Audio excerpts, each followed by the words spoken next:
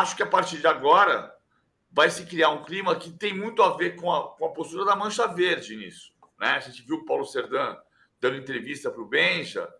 O que acontece em relação à Mancha Verde, que vai apoiar o Dudu? E acho que isso é um ponto importante, porque o estádio vai gritar o nome do Dudu amanhã. Tem dois motivos para a Mancha apoiar o Dudu. Um motivo é a relação da Mancha com a Leila Pereira, que se fez presidente com o apoio da torcida uniformizada, que bancava os desfiles de carnaval da torcida uniformizada e que parou de bancar.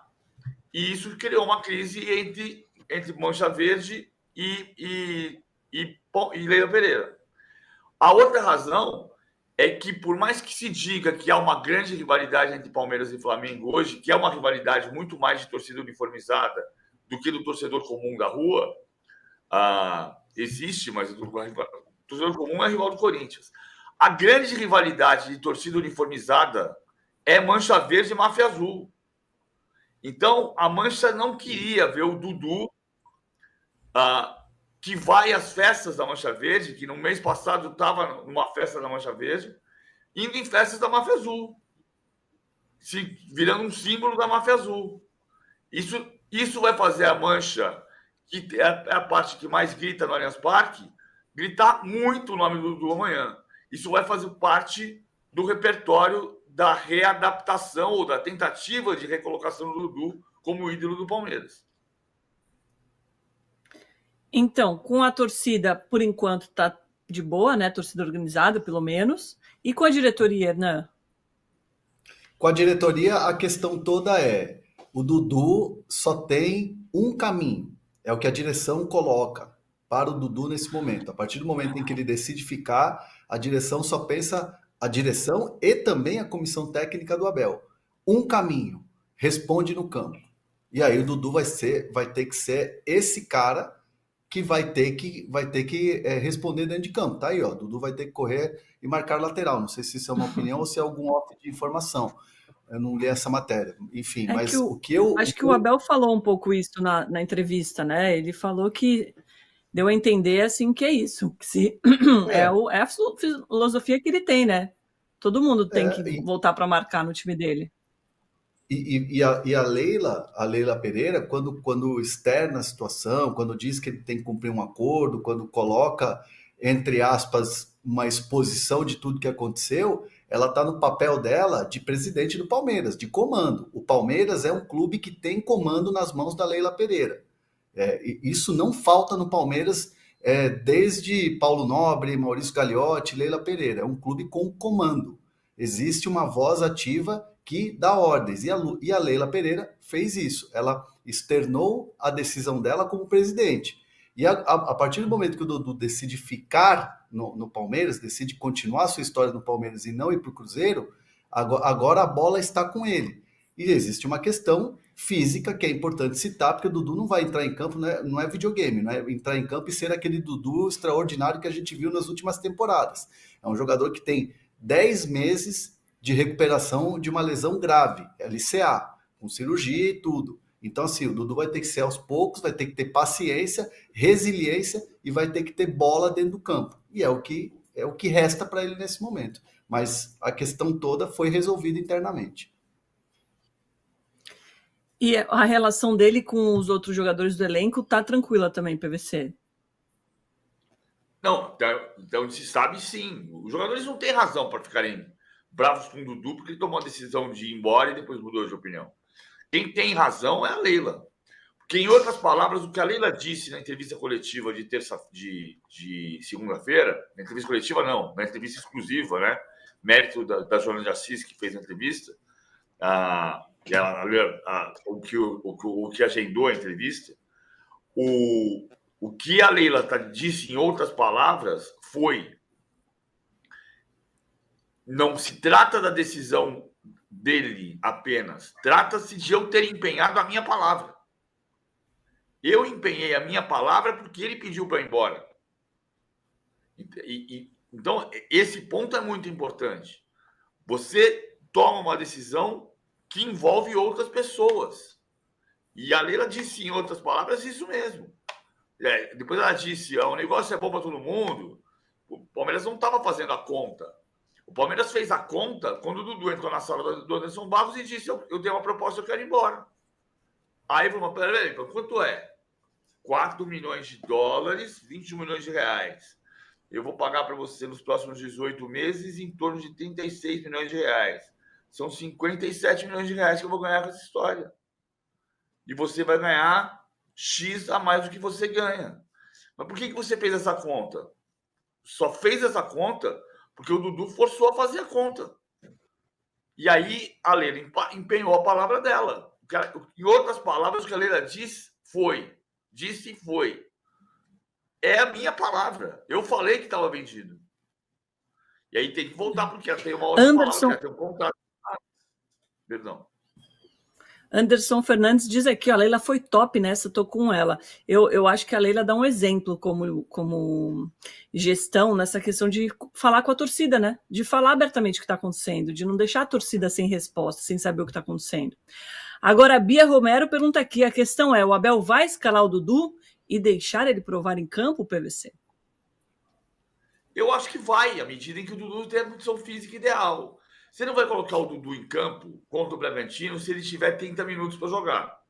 Você não vai colocar ele em campo como titular se ele tiver 30 minutos para jogar. Você vai colocar o Dudu em campo para jogar como titular quando ele tiver 60, 70 minutos para jogar. Aí você põe o Dudu como titular. Você não vai queimar uma alteração em meia hora. Então ele tem que demonstrar que está confiante para jogar o máximo de tempo possível. 60, 70, 75 minutos. 90 minutos daqui a um tempo. O Dudu sempre teve problema para marcar lateral. Eu lembro da derrota que o Palmeiras teve para o São Lourenço em 2019, em que o Herrera, que depois o Palmeiras cogitou contratar muitas vezes, lateral do São Lourenço, percorreu o campo de ataque inteiro e o Dudu veio lá atrás dele. E na ocasião, o Filipão não falou publicamente, mas deixou claro implicitamente que era o Dudu o responsável pela marcação. E que não tinha feito a marcação, e por isso o Palmeiras tomou o gol e perdeu um jogo. Ele não tinha 32 anos. Em 2019, ele tinha 27. O outro ponto que é importante de entender, o Dudu é muito ídolo, o Dudu é muito ponto de virada da história recente do Palmeiras. Porém, o Palmeiras foi campeão da Libertadores de 2020 sem o Dudu, que pediu para ir para o Catar por empréstimo, porque tinha um problema particular, e foi campeão da Libertadores do ano passado, jogando as finais, campeão brasileiro do ano passado, nas finais, sem o Dudu. Na reta de chegada, sem o Dudu, porque ele teve a lesão. Então, o Dudu é fundamental, mas tem uma segunda página aqui. Érico Antônio de Ramos, gente, superem, o Dudu ficou e vai dar a vida para se redimir. Torcedores palmeirenses, vocês estão apoiando ou ainda sob desconfiança com esse Dudu? Manda aqui no chat, por favor, e deixe seu like. PVC, muita gente, acho que a maioria acertou, que é o time dele, pô, disse o Daniel Diebe. Essa é fácil, o Poli te ama, Diego Alexandre também acertou, Denis Fonseca também, o Reico César falando camisa feia da desgrama. Eu achei bonito, você não achou não, André? Não, achei feio também. Deixa eu ver. Acho que não combina. É diferente. Como é o hino do Politeama? Eu não sei cantar não, você sabe? Tem hino. Chico Buarque compôs o hino do Politeama. Politeama, Olá. Politeama, o povo clama por você. Politeama, Politeama, cultiva a fama de não perder. Veja o episódio O Chico e o Futebol, que é maravilhoso. Boa dica. Perguntei aqui dos ingressos mais caros, Bruno Bonetti falando que foi NFL em São Paulo. Vai ser ainda, né? Quanto você pagou, Bruno? Só de curiosidade, manda aqui, por favor. E o Guilherme Lima falando que foi São Paulo e Palmeiras, Copa do Brasil do ano passado, uns R$66. Qual foi o mais caro que você já pagou, André? Eu não lembro, faz tempo que eu não pago ingresso. Estou sempre sendo convidado. Nem para show? Nem para show. Eu não lembro qual foi André, o último. Eu tô com essa moral, não. Não, eu tô sendo sincero, eu poderia aqui ficar fazendo é verdade, eu tô sendo convidado, não, justíssimo. Então, faz tempo que eu não pago. É isso. Convida nós também no próximo, hein? Por favor. O PVC, na entrevista coletiva do Abel, perguntaram para ele, agora esqueci o nome do repórter, sobre essa relação do contrato dele, que assinou lá com o time do Qatar e depois voltou atrás, e essa história do Dudu. E ele deu a entender que o Dudu errou, mas que não é igual a ele. Não é a mesma situação, Então, né? Não. Houve ali atrás um período em que se dizia que o Abel diria que não assinou o pré-contrato. O Abel não disse isso.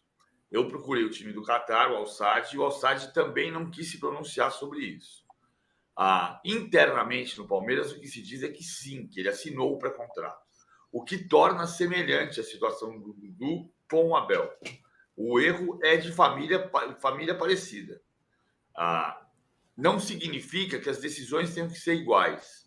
O Palmeiras manda o advogado do Palmeiras, manda advogados do Palmeiras para trabalharem juntos com advogados do Abel na FIFA para tentar ganhar a causa. Ou tentar evitar a multa para o Abel. O Palmeiras não tem risco porque o Palmeiras não foi assediado. O Al-Sadd é que assediou o Abel, não o contrário. O Abel tinha contrato. Podia assinar, mas se alguém assediou alguém, foi quem tinha o contrato, que era o Palmeiras. A decisão do Palmeiras não tem que ser igual e não é incoerente que seja diferente, né? Porque tem dois casos semelhantes. O caso do Gustavo Gomes, que chegou à diretoria no ano passado e pediu para ser negociado com a Arábia Saudita, e o caso do Abel, que, imaginamos, assinou pré-contrato com o Al-Sadd. Por que o Palmeiras tem comportamentos diferentes nos três casos? E no caso do Dudu, disse, se você quer ser vendido, vou respeitar a sua decisão e vou vender. Porque no ano passado o Gustavo Gomes não tinha reserva, era a fase final do Campeonato Brasileiro, precisava dele de qualquer maneira para ganhar o que tinha como objetivo. Então, o pedido do Gustavo Gomes não foi aceito. E no caso do Abel, a diretoria entende que o Abel é fundamental, a permanência do Abel era fundamental. E ninguém tem obrigação de achar que a permanência do Dudu é fundamental. Então, não é incoerente do ponto de vista do Palmeiras. Agora, que o caso do Abel e o caso do Dudu são semelhantes, são semelhantes. Bruno Láudia e o Felipe Albado. Desculpa, André, só eles lembraram aqui que a pergunta foi do Paulo Madrigada, nosso parceiro aqui, que inclusive faz a live do Palmeiras. Diga, André. Eu só vejo assim que às vezes essa questão de que se rotula, né? O Dudu traidor, o Dudu Judas, não sei o que, aquela coisa toda que também se comparou muito com o Abel. Aí a questão do Carlos Miguel também. Eu vejo assim, gente, o Dudu, ele pediu para ir para o Cruzeiro, ele viu a repercussão e voltou atrás. Ele tem todo o direito de voltar atrás. E aí ele arranhou a imagem dele? Ele arranhou a imagem dele e agora ele vai ter que correr dentro do campo para provar que ele é esse ídolo todo. Na questão do Abel, eu ainda continuo vendo isso tudo como uma tempestade num copo d'água. Ele recebeu um convite, foi lá, viu, gostou, tal, e de repente falou, não, eu quero mesmo ficar no Palmeiras e estou no Palmeiras onde eu sou feliz. Acho que às vezes se cria isso muito no futebol, essa coisa de, o cara tá indo embora porque é Judas, tá virando as costas para a torcida. Mas esquece também da questão profissional. O Abel foi profissional e é um profissional que hoje quer estar no Palmeiras. E o Dudu voltou atrás, se arrependeu, tem todo o direito e agora vai ter que provar dentro do campo que ele é o ídolo e que a torcida vai voltar a amar ele. Então, às vezes, não sei se eu sou muito otimista para as coisas, mas às vezes eu vejo certos exageros. Principalmente essas coisas de rótulos e tal. Eu não acho traição, não se trata disso. Eu acho que o que eu acho é que quando você toma uma decisão e essa decisão implica outras pessoas, o teu direito de mudar de ideia depende também da vontade das outras pessoas, que é o caso da Leila. Por que a Leila não vendeu para o Cruzeiro no final das contas? Porque ela tem um contrato para honrar com o Dudu. Tem um contrato assinado, e o Dudu não assinou outro contrato. Mas, de fato, quando ela cobrar que ela empenhou a palavra porque o Dudu pediu, ela tem razão. Outro ponto o do Abel, se você assinou um pré-contrato, não se trata de ser Judas, de ser traidor, nada disso, é profissional. Só que, se você assinou o pré-contrato, você você vai colocar em risco o que está no pré-contrato como multa. Todo contrato tem uma multa que é parte dele. Se você pagar a multa, foi o problema. Se você não pagar a multa e o clube te acionar na FIFA, você vai ter que se defender e dizer por que você não vai pagar a multa. Então, você tem que achar alguma cláusula no contrato que diga que você tem o direito de não pagar a multa. 2 superchats aqui, muito obrigada, gente, tô amando. Não esquece de deixar o like também, e aí compartilha com um amigo seu, e fala, que live boa aqui, com os 3 queridos, simpáticos, cantores, como diz o Samuel Urban, valeu Samuel, gosto das cantorias do PVC, de Blitz a Chico Buarque. Boa, Samuel, a gente só não incentiva mais porque nem todo mundo gosta, a audiência dá uma nas desafinadas. Thalisson Paz Souza, valeu, Thalisson. Como assim o Palmeiras vai ficar sem Giai? Muita gente perguntando sobre isso, André, aqui no nosso chat. Então, essa questão aí do Giai, ela agora, neste momento, 11h20 da manhã, neste momento ela está dando uma travada.